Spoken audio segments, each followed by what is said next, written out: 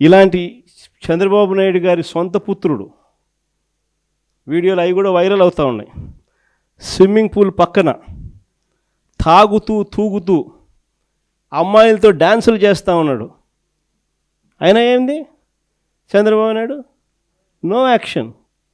Action చేయకపోగా చంద్రబాబు నాయుడు గారు సొంత బావమరిది ఏమంటాడు, అమ్మాయి కనిపిస్తే ముద్దైనా పెట్టాలంట, కడుపన్నా చేయాలంట.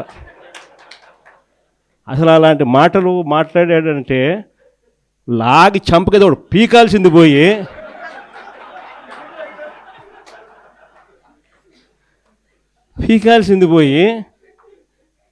హహహహ నవ్వుతారు.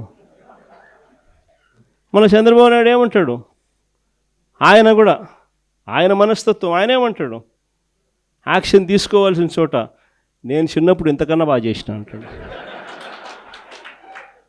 అసలు ఇక్కడి నుంచి మొదలవుతుంది.